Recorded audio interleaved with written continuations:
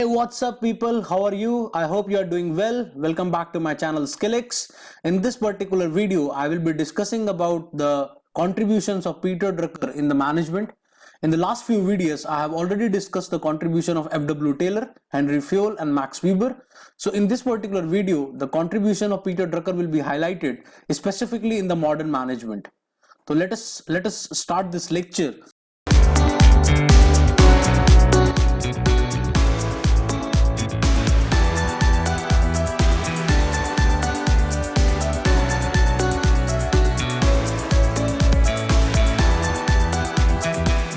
So let's have a brief profile of Peter Drucker first before we get into his contributions. The first thing was, he was also known as the father of modern management. Although हम दो तीन तरह के papa's की बात कर चुके हैं, for example, Taylor was called as the father of scientific management, and similarly Henry Fayol was also called as the father of general administrative theory. But modern management की काफी theories Peter Drucker ने दी. अब what he was having a background in psychology, sociology, law and journalism. तो आप ध्यान से देखें कि इंटरेस्टिंग चीज क्या थी. Although he has given so many theories in management, but as such कोई खास मैनेजमेंट का बैकग्राउंड पीटर ड्रकर का था नहीं. He has written a number of books like practice of management and management by results. ये दोनों ही books 1950s के time पे लिखी गई थी. And but he has written a number of books. I have just quoted two, but there he has written a number of books. So what was his major contribution? The first contribution was through nature of management. तो nature of management में इन्होंने क्या कहा? इन्होंने कहा he was always against bureaucratic system. ये bureaucratic system के खिलाफ थे. Why? Because he believed that bureaucratic system में था क्या? उसमें था hierarchy, उसमें थी rules. When you talk about rules and hierarchy, that means organization becomes very monotonous. वहां पर हमेशा organization एक routine को follow करती है. तो ब्यूरोक्रेटिक जो है वो हमेशा एक रूटीन को फॉलो करती है. That is the reason why most of the bureaucratic system are never innovative and creative in nature. और इनका जो इंफेसिस था वो यही था that organisation must be creative as well as innovative. Organisation मतलब आइडियाज न्यू होने चाहिए या ओल्ड प्लस न्यू होने चाहिए, या आप अडेप्ट भी कर सकते हैं. You can adapt new ideas from other culture also, but you must be organization must be creative as well as innovative in nature.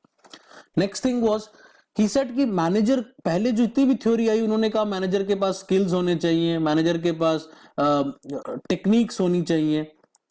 लेकिन जो पीटर ड्रकर ने कहा, उन्होंने कहा मैनेजमेंट के पास राइट पर्सपेक्टिव होना चाहिए. राइट पर्सपेक्टिव का मतलब है he must understand where to use where what kind of skills, where to use what kind of techniques. वो पर्सपेक्टिव मिसिंग था कहीं ना कहीं in the earlier theories. Next was, he said that management needs more practice as compared to science. कहीं ना कहीं art की बात करते हैं. Again he said that management is more like an art, और आर्ट में हमेशा प्रैक्टिस ज्यादा रिक्वायर्ड होती है rather than a science. The first contribution was related to nature of management. The next contribution of Peter Drucker was related to management functions. अब management function में उन्होंने क्या contribute किया? तो first उन्होंने सबसे मजेदार चीज बात क्या कही कि management has no functions. management का जितने भी आप पहले functions की बात कर रहे थे, कहते हैं management as such doesn't have any function. Basically it's an organ to an organization. वो कहते हैं जी management तो एक organization का एक part है. मैनेजमेंट एक ऑर्गेनाइजेशन का पार्ट है. दैट्स व्हाई जो भी ऑर्गेनाइजेशन की रिक्वायरमेंट्स है उसके अकॉर्डिंगली मैनेजमेंट को एक्ट करना चाहिए. फॉर एग्जांपल, मैनेजमेंट कैसे कंट्रीब्यूट कर सकता है? तो first thing is they must contribute in the mission of the organisation. जो भी ऑर्गेनाइजेशन है उसका जो भी मिशन स्टेटमेंट है उसमें मैनेजमेंट का कंट्रीब्यूशन होना चाहिए. आप second thing, that must make people work productive. Work plus worker, दोनों चीजें, work plus worker, they both should be productive based on management. Management ऐसा होना चाहिए कि वर्क भी प्रोडक्टिव हो जाए और वर्कर भी प्रोडक्टिव हो जाए. Third thing was, you must fulfil social responsibility. Management का रोल सिर्फ ये नहीं है कि आप प्रॉफिट बनाएं, बल्कि उसका ये भी इंपॉर्टेंट रोल है कि आप सोशल रिस्पॉन्सिबिलिटीज को पूरा करें. सो मैनेजमेंट कहीं ना कहीं, तो उन्होंने बेसिकली क्या कहा, उन्होंने कुछ कहा कि बेसिकली मैनेजमेंट को ये 4-5 चीजें करनी चाहिए. First, you must set objectives, goals बनाए, clear and defined goals, that is the objective of management. Second, you must take right decisions, आपको राइट डिसीजंस लेने आने चाहिए. That means right decision related to all those 3 things, money, man power and material. इन तीनों चीज से related आपको decisions लेने हैं. देन ऑर्गेनाइजिंग, ऑर्गेनाइजिंग क्या करना है? इन्हीं तीनों चीजों को तो ऑर्गेनाइज भी करना है. दीज आर रिसोर्सेज, तो रिसोर्सेज को ऑर्गेनाइज करना आना चाहिए. ऑप्टिमम यूटिलाइजेशन करना है. Optimum utilization. That's what the objective of management. And finally, you must motivate people. आपको लोगों को motivate करना आना चाहिए, because when you will motivate people, they will work for organizations. वो organization के लिए उनकी जो commitment level होगा, वो बहुत बढ़ जाएगा. So this was all about nature of management. जो उन्होंने major contribution में कहा कि ये management functions करनी चाहिए किसी भी organization में. The third contribution was related to organizational structure. तो when we talk about structure, हमें already पता है structure क्या होता है, एक तरह की hierarchy होती है. अब interesting बात ये है कि ये तो already कह चुके हैं कि हम hierarchy के against थे. तो let us see what he has contributed to structure. इन्होंने ये कहा that it should be based on performance, not based on position. That's very interesting. अब तक क्या हो रहा था कि पोजीशन के हिसाब से ऑर्गेनाइजेशन डिवाइड हो रही थी कि किसी के पास पावर है तो वो ऊपर बैठा है, किसी के पास पावर है, कम पावर है तो वो उसके नीचे, उससे कम पावर उससे नीचे, इस तरह से हिरार्की बन रही थी. तो पोजीशन के हिसाब से बन जा रही थी. But in this particular contribution of Peter Drucker, he said the hierarchy must be set up based on performance. जो लोग जैसा काम करते हैं उसके हिसाब से उनको हिरार्की दी जाए, ना कि उनकी पोजीशन के हिसाब से. ये प्रॉब्लम थी ब्यूरोक्रेटिक सिस्टम की. ये बहुत बड़ी प्रॉब्लम है और आज भी है ये. Even in today's modern organisation also we promote people based on their position. We promote people by the number of years they have served to an organisation rather than promoting them based on performance. Organisation level को कम करना है, बढ़ाना नहीं है.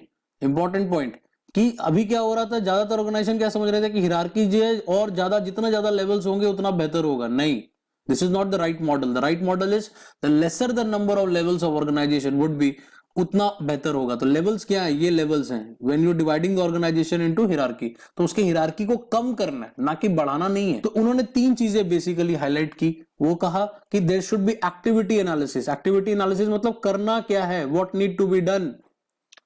Then decision analysis. तो decision analysis में कैसे डिसीजन लेने हैं, रिस्क बेस्ड डिसीजंस लेने पड़ेंगे. आपको डिसीजन लेना आना चाहिए. You must understand what decisions you need to take, in what perspective you are taking that particular decision, what will be the consequence of that particular decision, what are the risk involved in that particular decision. ये सारी चीजों का आपको analysis करना पड़ेगा एक structure के under में.